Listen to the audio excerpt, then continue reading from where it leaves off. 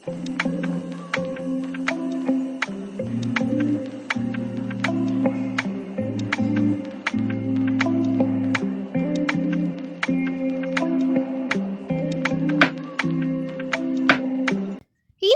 ரொம்ப நாள் கழிச்சு எல்லாத்தோட ஃபேவரட்டான ஒரு ஸ்நாக் ரெசிபி தான் பார்க்க போகிறோம். ஸோ இன்னைக்கு நம்மளோட வீடியோவில் ஒரு பன்னீர் தவா ஃப்ரை அப்படின்ற ஒரு ஸ்நாக் ரெசிபி தான் பார்க்க போகிறோம். இது ரொம்ப ஹெல்த்தியாக, ரொம்ப ஈஸியாக, ரொம்ப சீக்கிரமாகவே சிம்பிளான இன்க்ரீடியன்ஸ் வச்சே நம்ம செஞ்சு முடிச்சிடலாம். இந்த ரெசிபியை குழந்தைங்கள்லேருந்து பெரியவங்க வரைக்கும் சாப்பிட்லாம். ஸோ நம்ம இதை ரெஸ்டாரண்ட் ஸ்டைலில் பண்ண போகிறதில்ல, கொஞ்சம் டிஃப்ரெண்ட்டாக ட்ரை பண்ண போகிறோம். அதாவது நம்ம இதை கஸ்டமைஸ் பண்ணியிருக்கோம் நம்ம ஈஸியாக செய்கிறதுக்காகவே. ஸோ வாங்க இந்த ரெசிபியை ஸ்டார்ட் பண்ணிடலாம். ஸோ ஃபர்ஸ்ட்டு இந்த ரெசிபிக்காக நான் ஒரு கடாய் எடுத்து வச்சுருக்கேன். நல்லா ஒரு ஹாலோவான கடாய் தான் எடுத்து வச்சுருக்கேன்.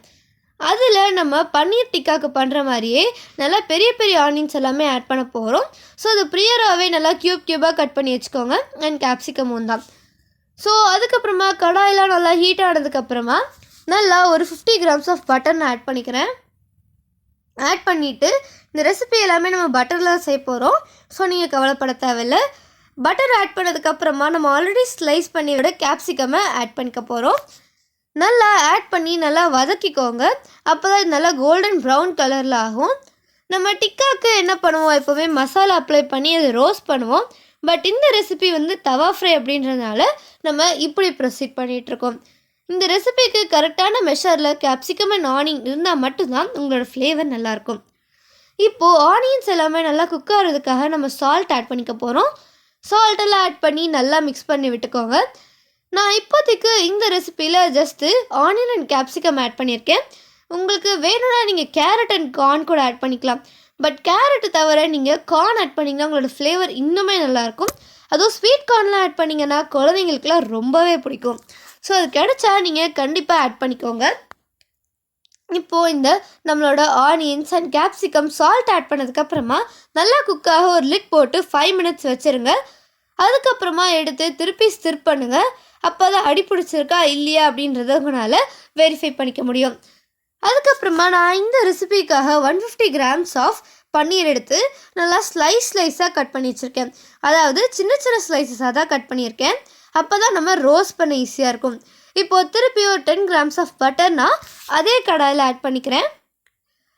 அதே கடாயில் ஆட் பண்ணால் தான் உங்களுக்கு அந்த ப்ரியராக இருந்த அந்த ஆனியனோட ஃப்ளேவர் அப்படியே இருக்கும். ஸோ வேறு கடாயில் நீங்கள் எடுக்க தேவையில்லை. இப்போது இது பட்டர்லாம் நல்லா உருகினதுக்கப்புறமா நம்ம பன்னீர் ஆட் பண்ணிக்க போகிறோம். இந்த இடத்துல நம்ம எப்போவுமே எக்குக்கு ஆட் பண்ணுற மாதிரி மஞ்சத்தூள், மிளகாத்தூள், சீரகத்தூள் எதுவுமே நம்ம ஆட் பண்ண போகிறதில்ல. டைரெக்டாகவே பன்னீரை ஆட் பண்ண போகிறோம். பாருங்கள், நான் சொன்ன மாதிரியே குட்டி குட்டி ஸ்லைஸஸாக தான் நான் கட் பண்ணி வச்சுருக்கேன். பட் க்யூப் ஷேப்பில் தான் இருக்குது. இந்த ரெசிபிக்கு நீங்கள் நிறையா பன்னீர் ஆட் பண்ணால் நல்லா தான் இருக்கும். பட் உங்ககிட்ட இருக்க அந்த வெஜிடபிள் கண்டென்ட்டோட ரேஷியோ நீங்கள் செக் பண்ணிவிட்டு அதுக்கப்புறமா நீங்கள் பன்னீரோட அளவை நீங்கள் வெரிஃபை பண்ணிக்கலாம். இப்போது பன்னீரில் ஆட் பண்ணதுக்கப்புறமா அதை கருக விடாமல் பக்கத்தில் ஸ்லோவாக நின்று ஸ்டிர் பண்ணி விட்டுட்டே இருங்க. இப்போது பன்னீருக்கு தேவையான அளவு சால்ட் ஆட் பண்ணிக்க போகிறோம். நம்ம ஆல்ரெடி ஆனியனுக்கு மட்டும்தான் ஆட் பண்ணியிருக்கோம். இப்போது ஜஸ்ட்டு பன்னீருக்கு தான் ஆட் பண்ணுறோம். இந்த மாதிரி பன்னீரை நீங்கள் பட்டரில் இப்படி ஃப்ரை பண்ணிவிட்டு சால்ட்டு, ஜஸ்ட்டு மஞ்சத்தூள், மிளகாத்தூள் இல்லைனா பெப்பர் மட்டும் ஆட் பண்ணி நீங்கள் ஃப்ரை பண்ணி குழந்தைங்களுக்கு ஈவினிங் ஸ்நாக்காக கூட கொடுக்கலாம். கண்டிப்பாக உங்களுக்கு ரொம்பவே பிடிக்கும். ஸோ இந்த மாதிரி எல்லாமே பன்னீரை நல்லா ரோஸ்ட் பண்ணி விட்டுக்கோங்க. இந்த இடத்துல உங்களுக்கு பன்னீருக்கு கலர் வேணும் அப்படின்னு நினச்சிங்கன்னா நீங்கள் பட்டர் கூடவே மஞ்சத்தூள் அப்புறம் காஷ்மீரி மிளகாத்தூள் ஆட் பண்ணிக்கலாம். நம்ம அதுக்கப்புறமா தான் மிளகா ஆட் பண்ண போகிறோம். ஸோ இப்போ நீங்கள் காஷ்மீரி மிளகாத்தூள் ஆட் பண்ணுறதுனால உங்களுக்கு எந்த இஷ்யூஸுமே வராது. இப்போது நம்ம ஃபைனல் ஸ்டெப்பை முடிக்க போகிறோம். பன்னீர்லாம் எடுத்து ஒரு ஓரமாக வச்சுட்டு இப்போது அதே கடாயில் திருப்பி நம்ம பட்டர் ஆட் பண்ணிக்கலாம். நீங்கள் வேறு கடாய் யூஸ் பண்ணணுன்ற அவசியம் இல்லை, அதே கடாய் ஆட் பண்ணிக்கலாம். இப்போது நம்ம டொமேட்டோ பியூரியை உள்ளே ஆட் பண்ணிக்க போகிறோம். நம்ம டொமேட்டோவை சாப் பண்ணி ஆட் பண்ணுறதுக்கு பதிலாக இந்த மாதிரி பியூரியாக ஆட் பண்ணோன்னா உங்களோட ஃப்ளேவர் என்ஹான்ஸ் ஆகும். அதாவது நம்மளோட பன்னீர் தவா ஃப்ரையில் ஒரு டேங்கியான ஃப்ளேவர் நமக்கு கிடைக்கும். அதனால தான் நம்ம பியூரியாக ஆட் பண்ணுறோம். இப்போது இந்த பியூரியை ஆட் பண்ணிவிட்டு கொஞ்சமாக நீங்கள் வாட்டர் ஆட் பண்ணிக்கலாம். இல்லை நீங்கள் அப்படியே விட்டுட்டு நல்லா ஒரு 2 to 3 minutes அதை ஸ்லோவாக குக் பண்ணிக்கோங்க. நம்மளோட டொமேட்டோ பியூரி எப்போவுமே குக் ஆகணும், இல்லைனா நமக்கு அந்த பச்சை வாசனை அடிக்கும். இப்போது நம்ம தேவையான ஸ்பைசஸ் எல்லாத்தையுமே ஆட் பண்ணிக்கலாம். நான் ஃபஸ்ட்டு மிளகாத்தூள் ஆட் பண்ணிக்கிறேன். தேவையான அளவு, அதாவது என்னோட 150 கிராம்ஸ் பன்னீருக்கும் நான் எடுத்திருக்க டொமேட்டோ பியூரிக்கும் தேவையான அளவு ஸ்பைஸ் பவுடர் தான் நான் ஆட் பண்ணியிருக்கேன்.